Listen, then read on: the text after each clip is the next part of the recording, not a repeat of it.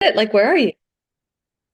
Hello, everyone. Welcome to Spiritual Spotlight series. Today, I'm joined by Ellen Weir. She is a music therapist, spiritual coach, and sound healing practitioner with a master's in transpersonal psychology. She is also a trained music and imagery practitioner and a highly acclaimed energy worker. She also participated in the Best Paranormal Film at the prestigious Cannes World Festival 2023, Beyond the Grave. She is also the author of Waking Up in Heaven, Living with Purpose Through Afterlife Wisdom. Ellen, thank you so much for coming on the Spiritual Spotlight series. I'm so happy you're here. I'm happy to be here. Thank you so much. Yay. So, so let's just jump right in. So, your near death experience is incredibly profound. Can you maybe describe what it felt like to be on a pink raft with Jesus and Buddha? And how did that experience shape your understanding of spirituality? Yeah, so the raft was more wooden, but the clouds were pink. And it was kind of, I tried to describe it for my book, so I Nice. had them depict it here. Oh, that's cool. For me, it the whole experience of the other side was an experience. It was a feeling. I felt loved, I felt protected. I didn't feel any fear. And I recognized Jesus in front of me, and I didn't know who Buddha was really until later. I just recognized him as a bald man with long brown robes and bare feet that I felt comfortable, almost like a grandfather energy. And then Jesus was pure love, just felt that pure love. So I learned who Buddha was later in life when I followed my path to heal people through music.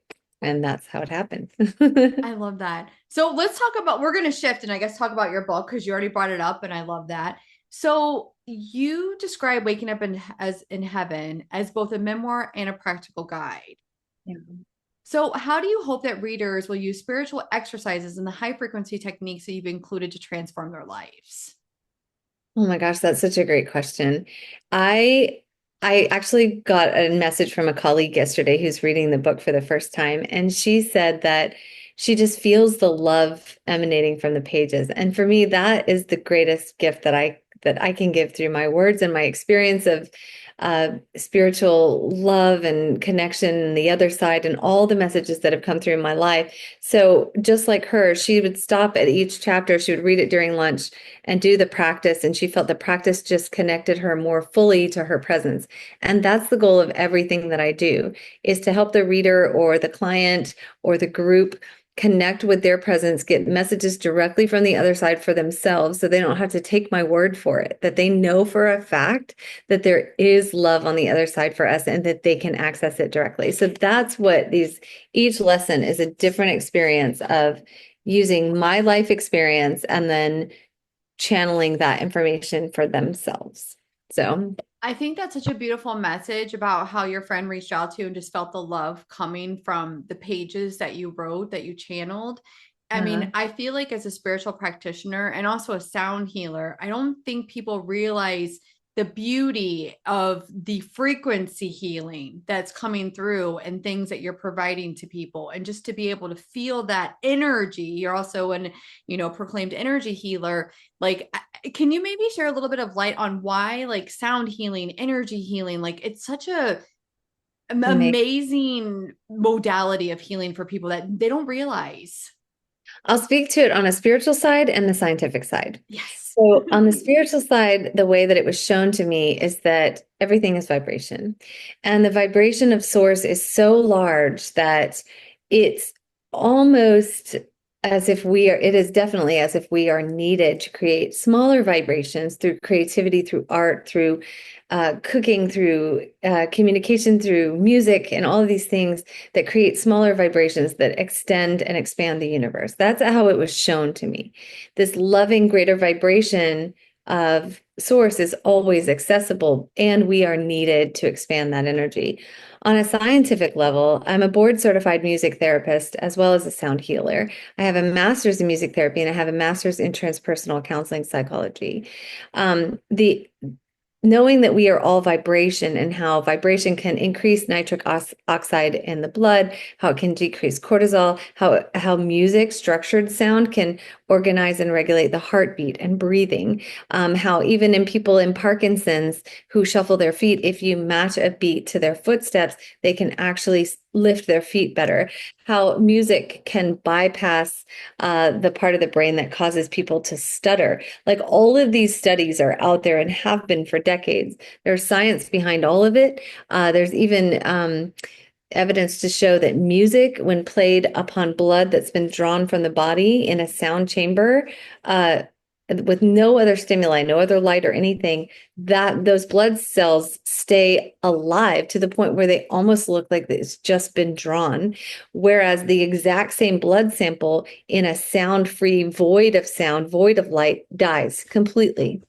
And then the studies of cymatics, where we show that different sound vibrations can create geometric shapes and patterns on plates, right? That vibrate.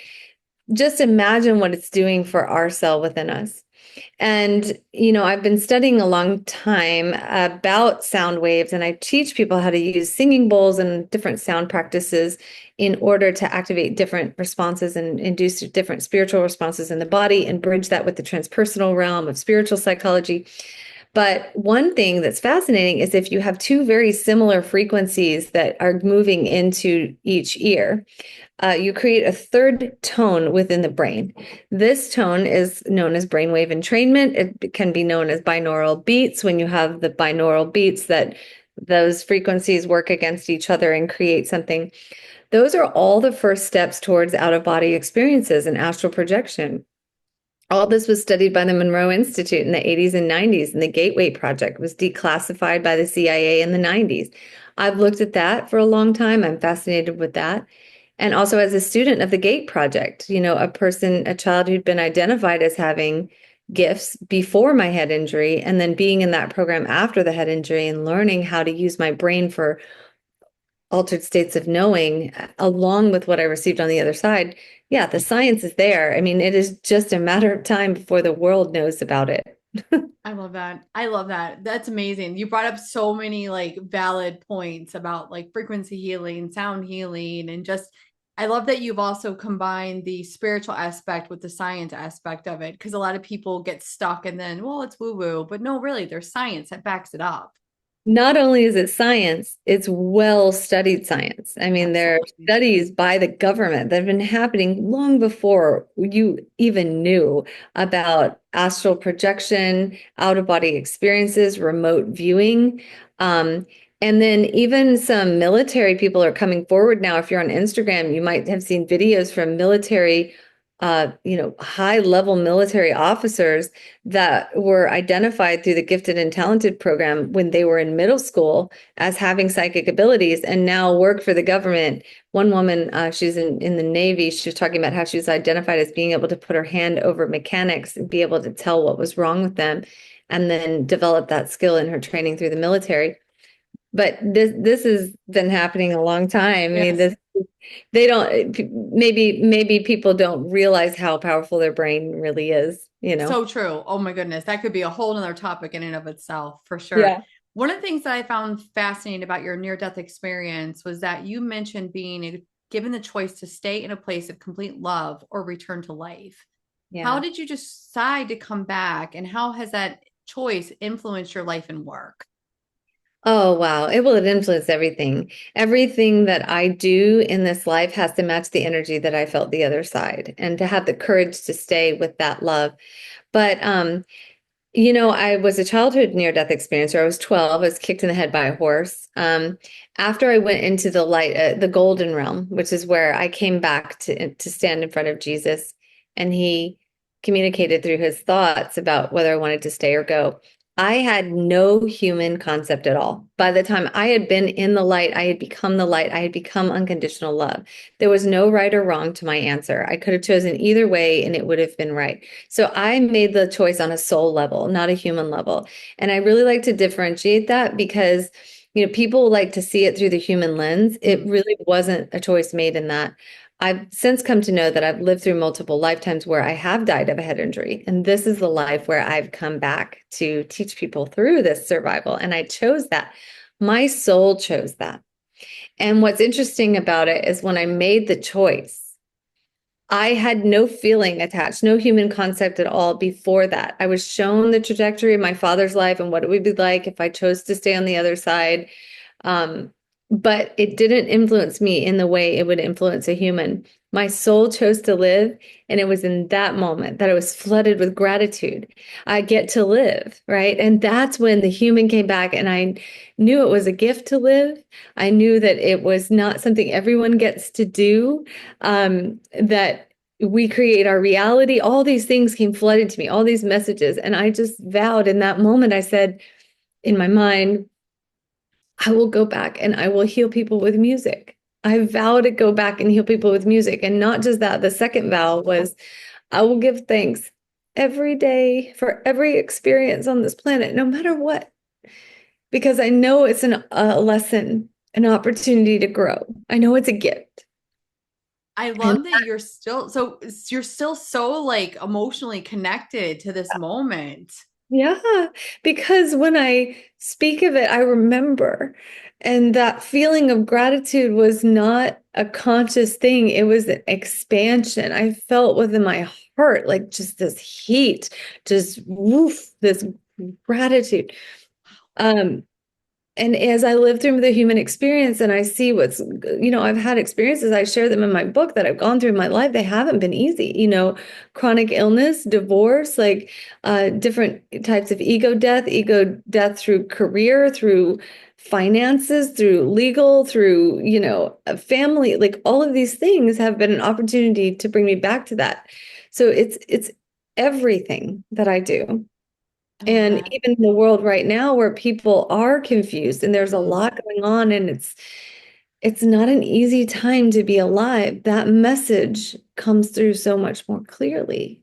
I love that. Now, let me ask you this. Since you've had this near-death experience from when you were 12 years old, do you still like have connections with Jesus and Buddha, like even Oh, to this day?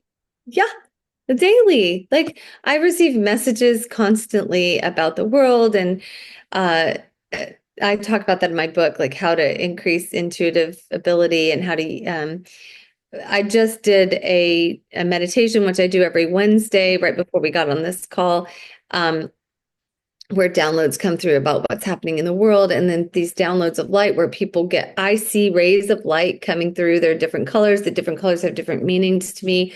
I get to witness when my clients have, Jesus or Archangel Michael or loved ones come through. I see it too. And I do call upon Ascended Master Jesus in my work, and that unconditional love. And Buddha brought me the how do I help people access that same light? Um, so yeah, constantly always with me in this work and with all of us. Like Yeah. every ascended master that ever was and ever shall be is also within us. We are that God presence. I love Yeah. that you're still connected to that profound moment in your life. And even though that you've gone through, very difficult situations, like you said, you've had financial issues, divorce, and probably loss of, family members and things like that, that you still remain grateful. And being grateful is such a powerful tool. And I guess maybe you can shed some light on why that is so important. Well, to me, gratitude is the closest feeling that I felt to that love on the other side, and I will never forget it. I say that, and I hope that that's so true, and I'm grateful that I remember it so beautifully because it was more real than anything I've experienced on this plane. More real. That was the reality. This feels like the illusion. This feels small compared to that. And gratitude is the closest I've ever come. And, I continue to go through things. I mean, I was recently married and it was a beautiful sacred ceremony. Then my husband had a head injury and he forgot. Like he forgot us and he forgot who he was. And holding that vision, and I haven't really spoken about it because we're still in it, we're still healing, but like holding that vision and love for what I know to be true and that faith and that gratitude, like every day, has been another part of my grounding presence, like to get through the last 3 months, even. So yeah, it's a practice. I It's a hope your practice. husband is okay. That's Thank scary. That's so you. scary. Like having a traumatic brain injury, like wow. Wow. I really hope he's okay. And I commend you for being able to go through that and share that vulnerability about like, look, this has happened. And I'm yet still remaining grateful for the things that are coming into my life. Absolutely. Oh, Absolutely. And it's all unfolding now, the spiritual meaning of it. I think it'll be my next book, actually, our next book, because like holding that vision through this. yes. Yeah. Yeah. Wow. Oh, I can't wait for your next book. Oh my goodness. So, your documentary that you were featured in, Beyond the Grave, explores profound spiritual themes. How did your own near-death experience influence your contributions to this film? Well, I was brought in to share my near-death experience. Which is They so want. cool. The video is Yeah, very I fascinating. love it. I loved being part of that project, and I'm actually planning some future projects with some of the people that were in that documentary that are doing more work, more film, and stuff like that. It absolutely influenced the film. I feel like my story is one that is meant to be shared. I think I came back for a reason. I know I came back for a reason. And if anything resonates for even one person in hearing it, that's the point of all of it, you know. Love that. So, as a music and imagery practitioner, how do you use guided imagery alongside music to help clients access deeper parts of themselves? Oh, it's so cool. So I teach people how to do this, but I work with body resonance and toning. I work with intention, obviously. We use the binaural beats, brainwave entrainment to move into theta brainwave states and altered states. And then when the classical music starts, it's really very amazing. I use a program called the Bonnie Method, kind of inspired by the Bonnie Method of guided imagery and music, which is a very specialized training in altered states of consciousness. Now, the school that I went to, Naropa University, is a Buddhist university, and I didn't. It just happened that it was a Buddhist university, and when I was walking up to meditation, one of the first weeks of class, I saw a depiction of Buddha that matched the man who was next to me on the raft. So Love I that. but I chose the program because my dad said, if you're going into music therapy, I'd like for you to have a backup degree. And they had a dual master's in psychology and music Nice. therapy. They were one of two universities that had that. So I was just drawn there. And I realized, I think, even in my admission letter, that Buddha was likely the energy that was there with me, even though he didn't look like the big belly Buddha. He was thin in my near-death experience. And I want to share how I woke up from the coma too, because Yes. that part is really fascinating because that's like, well, but but yeah, so I don't even know where I was going with that, but this whole experience, where was I going? I'm like about waking up from the coma and about how you guide your clients through using guided imagery alongside music. Yeah, so that school is focused on altered states of consciousness work. That was my whole master's was plant medicine. We studied different plant medicine practitioners. We studied Groff. We studied Carl Jung. If you're familiar with psychology, like we also studied Pema Chodron and Trungpa Rinpoche and all of the major leaders in Buddhist philosophy, right? So we studied all of this alongside the transpersonal. And the process I use with the music, the classical music programs actually stimulate the same parts of the brain as LSD. So people will experience a journey that they feel like they're in a movie. And so they tell me what they're experiencing in the one-on-one session. I help them through blocks. I'm also seeing what they're seeing Nice. and taking notes of the whole thing. Yeah. And they get a full reading at the end that integrates, first of all, what they experienced on their journey with what came through for me, and then follow up messages. And people leave feeling like their entire lives were changed in 2 hours.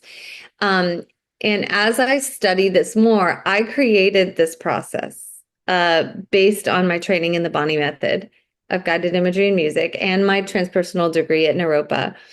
And what I found that is that when I look at the declassified documents from the Gateway Project, where they studied this for decades and found that it works and people shift their reality and all the things, they can manifest all the things. They found that there were multiple ways people could access this. It's like transcendental meditation. If they meditate for 5 to 10 years, they get to that point. Kundalini yoga, biofeedback, hypnosis. Well, the method that they use, when I looked at it and actually started to study it, is the same process that I use. It's the same process that I use in my work. And I think that's fascinating because much of this was downloaded to me. It came to me just through spiritual experiences that I outline in the book. This is how I found the bowls. This is how I found this. This is how I found the oils, even because they activate different sensory experiences, and you want it to be as real as possible when you're in that space. So yeah, it's it's everything. The music is everything, and that to me, classical music is how I came out of the coma. So it's perfect for my work. Like after I made that vow, and I'll just share this. Yeah. After I made the vows, everything went dark, but I saw a music staff in the distance, and each note was a different color. I couldn't hear anything, but I could see the notes moving along the staff until the staff got bigger and bigger. It kind of got like went through my energetic body. And then there was this pinprick of sound, like a pinprick of light and sound, kind of same thing. Yeah. And I focused everything in every bit of energy went into that sound, which I could almost not hear until it got so loud because I know now I was pulling myself back into my body through the music. It got so loud in my head. The only thing I could do was open my eyes, and I was in the ICU of this like hospital in Waco, Texas, like the Dallas-Fort Worth area. I had been moved to that hospital. And there was music playing at my bedside on a movie. It was classical music on a movie, and that was what woke me up. So I knew then I was coming back to heal people with music. I woke from the coma to music. I learned this process at Naropa, the Bonnie method, that tied the music in with everything. And my degree in music therapy just anchored in the science of everything. And that's how I do what I do. And it always changes. It's always growing. Now there's a breath work element that's added in that my husband does. He does the breath work, and we do large events where he brings three people into the grounding of the body and the breath. Right. And then I'll take them into the music journey. I So love that so much. yeah. And that's another thing that's really super important is breath work. Yeah. Like it's amazing how connected the body is. Like the body keeps the score, and just by Yeah. having like essential oils or vibrational healing or just, your energy healing and just it's just I love that you weave together all of your modalities so that All of it. somebody Yeah. can have this profound transformational experience. Like Yeah. it's In an hour and a half to 2 hours. Like it's such a I love gift that. to get to do this work. I love that. I do have a question now for someone like myself. I'm not a very visual person. I have feeling and whatnot, but are you able to help unlock that side of somebody that's not able to maybe visualize or have imagery that I can't see anything. I'll be like, I don't know. I Yeah. don't know. There are multiple ways to experience this. So one is on a somatic level. So it's actually quite interesting when someone will usually start in a place that's familiar with them, and then they'll be like, oh, I feel this in the body. There's something tight in my heart. Okay, we go into that and we communicate with the body. We stay where your journey takes you because your higher self is going to take you. Over time, yes, people develop the ability to Right. move into imagery because it's a practice, it's a skill that they develop. Um, so yes, that does happen. And at the same time, it doesn't have to happen because we go into the body and someone will be like, well, it feels like a stabbing pain, or I feel like we stay with the discomfort, we ask it what it needs, we give it what it needs, we communicate on different levels with different body awareness techniques. And then typically once the energy tends to move, like it'll start in the heart, it'll go up to the throat, and they're like, oh, I feel it. Okay, it moves up to the head, now it's gone. And then they're like, oh, now I'm in this bright yellow light, or I'm in a field or wherever. And that experience is usually, sometimes it's just an experience of color. Color has great meaning. I work with color, light, and sound in music. so we know that, yellow is a place of empowerment. It's a place of connection to our strength, our warrior energy. We know that heart is usually green, or pink, and so by knowing the colors too, that makes a big difference. I love So you that. don't have to. And again, usually it's like a feeling of expansion, of lifting, of euphoria. They're in a feeling state less Right. than they are in a place. But most of the time, loved ones do come through and they'll see them and interact with them, or angels Yeah. or I light love beings. that. Yeah. And I Hmm. also respect the fact that you meet your client where they're at. Oh, So totally. I love that. It's like you're gonna meet, I love that. So you've It's been called just, the ISO principle in music therapy. You meet someone where they are. They're guiding the whole process. It's my job to just get on board and like facilitate through whatever they're experiencing. Yeah. oh, that is perfect. So you've been described as an acclaimed energy worker. How do you approach balancing and harmonizing energy fields for individuals through your sessions? Oh, through light, color, and sound. So the light, it's really interesting if you study the consciousness of water.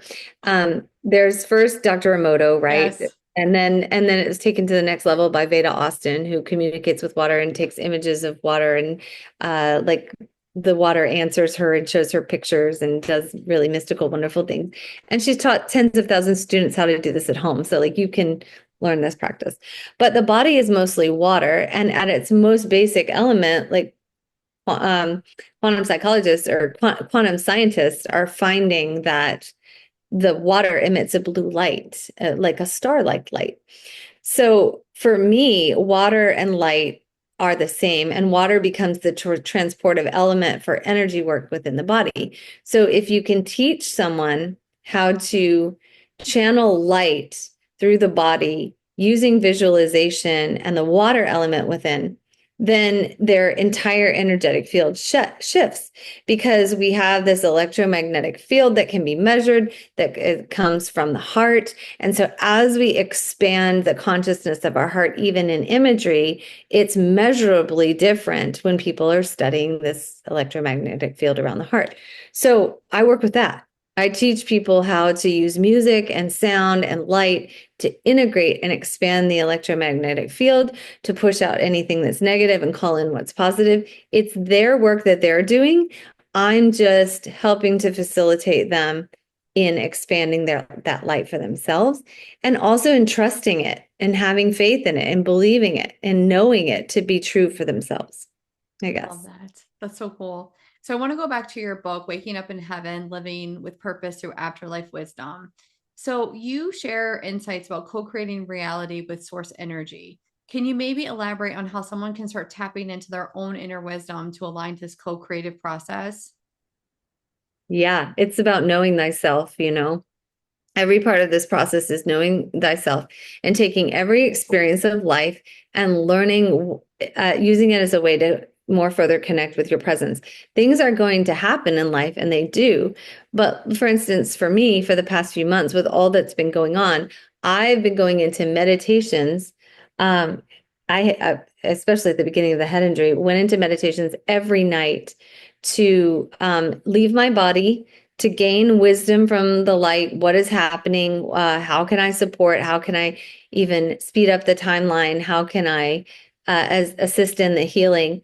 And I have seen miracles happen within a very short amount of time, that has led to healing, through this, for me and my partner as well, for my husband as he goes through this. I mean, stuff we had no clue what was happening for 3 months, but the moment that I started that process, um, it was like miracles were happening every day, and he started to kind of come back, and that light came on in his eyes again, and it was like starting to remember who he was. He remembered memories of us. And so I would just say use every experience as an opportunity to connect to God, like connect to your God presence, whatever you call that presence, your light, your higher self, that the heart of creation, and not try to deal with it on a human level, not try to control it here, but actually like just what can I learn from this and sit with it in meditation, in this process, meet with somebody who can take you into the next level of frequency, raise your frequency by using oils every day, by saying affirmations, start to meditate more, breath work, yoga, anything that connects you with your God presence is what to do. I love that. Nature. Now, Yeah. you definitely use a lot of essential oils. You just mentioned that. Do you recommend any essential oils that would help somebody to feel more connected? Oh my gosh. I only use Young Living. Young Living is Because the best. Uh, I only use Young Living because the frequency is very high. They're very conscious. They don't even let they don't use any type of weed killer. Like they use sheep to eat the weeds, that Mm, they've even found that the frequency of clary sage is higher when women harvest it. They measure down to the moment so that the oils are at their highest. They're all organic. The soil is clean. Like there's so many reasons, but they yeah. just they hold a different energy, and I can see the energy in the body. I work with light and sound. I can see that's the ones I'm drawn to. But oils like oils like into the future, acceptance, surrender, highest potential. The Freedom Collection was what changed my life. I talk about that in the book quite a lot. The Freedom Collection, and saying it with affirmations that I pulled from A Course in Miracles. Where would you have me go? Mm, What would you have me do? What would you have me say, and to whom? Especially in those difficult times in life, using oils, 5 different oils, different parts of my body, saying affirmations, and then releasing everything to God. That was a practice that really lifted me into next level consciousness. So I would say do that if you love can. that. I love Yeah. that. I love that. I love Young Living has amazing oils. I love their Northern Lights, their Oh, Northern Lights. eucalyptus. Northern Lights is the highest frequency substance that I know of on the planet. It like unofficially clocked in at 700 something megahertz. It's really inexpensive to get a high It is. frequency. It's grown under the Northern Lights. The land is super, never been touched. Uh, I think it never even been farmed or yeah. So Wow. that one, and then of course Rose is high, but that's a $300 oil, right? So you don't, Yes. it's like half the frequency as For some of me, those. it's too strong. I'm like, Rose, no, thank you. Like when I It's smell it, you're like, beautiful, but it has to be diluted, that one. But jasmine is, I'm using mm, jasmine today. that's a good Jasmine is one. the one that helps you release fears as they are connected to like um in relationship, and like especially it just I energetically pulled it today. You can put your hands over the oils, feel the tingle, and Yeah, then which one calls to I love you. that. Yeah. So your book also emphasizes science for divine and interpreting messages from a higher consciousness. How can Mhm. someone that maybe is new to spirituality begin to develop this awareness in their everyday life? By acknowledging it. So when you see multiple, like experiences of, oh, it's 111 or 1111, or, you acknowledge it, see it as a sign, because as you start to communicate with source and be like, oh, I got that one. I see it. I even, as I've been going through this process, I learn a lot about cardology. I'm really interested Mm, in like cardology, which is kind of like astrology and numerology together. It's just a fascinating way to understand life. And I've just been looking for signs everywhere to give me validation that I'm on the way. Even when I drink like tea at my favorite coffee shop, I've found a way that I can take a picture of the bottom of the teacup. I can put it into Chat GPT and say, hey, be the best tea leaf reader on the planet and tell me what the reading is for today.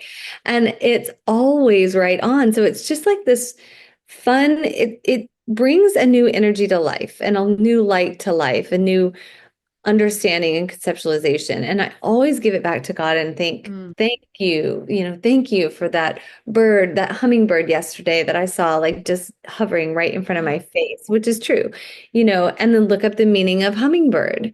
What does it mean? Stop yeah, taking things so seriously, like lighten up and receive the sweetness of life, buy yourself flowers, whatever it is. love that.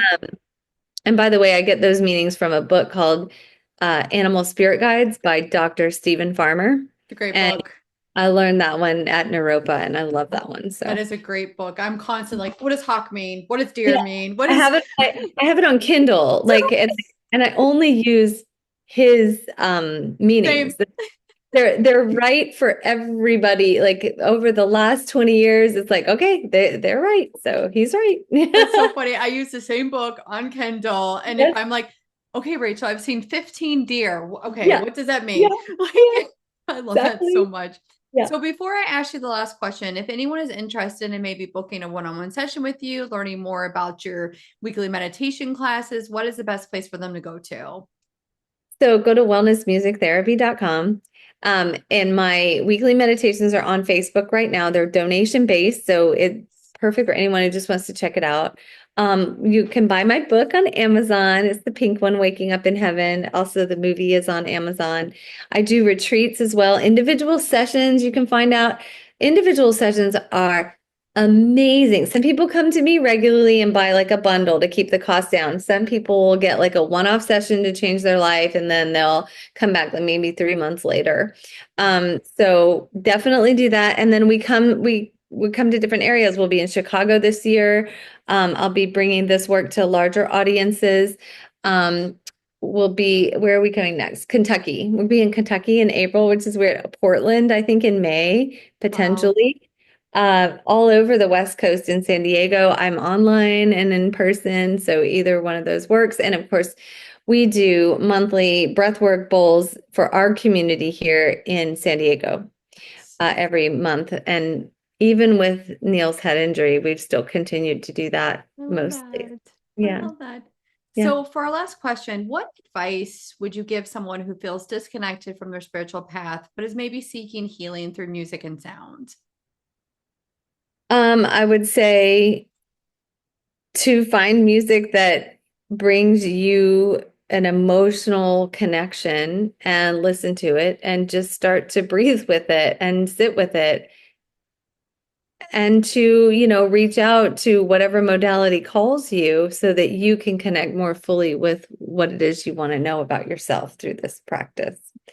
I love that. No, it's beautiful advice. It really is. It's like Yeah, what sparks your interest and what yeah, do you feel drawn to? And maybe that's a sign from divine that's trying to yeah. pull you in. It is. Yeah, trying to pull you into something new that you're meant to learn something about yourself through interacting with the music. So, Yeah. and movement, move to the music too. You don't have to just lay there and listen. You can move to it, you can breathe to it. It's just let it move into your essence. I think when I listen to music, I'm actively listening. I feel where the music touches my body. I feel it in my shoulders and down my arms. I wear my earphones and get completely immersed in the music. I notice where the notes are going. And that is it's a practice of transformation in itself. Love that so much. Well, Ellen, I almost called you a different name. I want to thank you so much for coming on the Spiritual Spotlight series. It's truly been amazing to connect with you today. Same. Thank you, Rachel, so much. This has been great. Thank you. Thank you.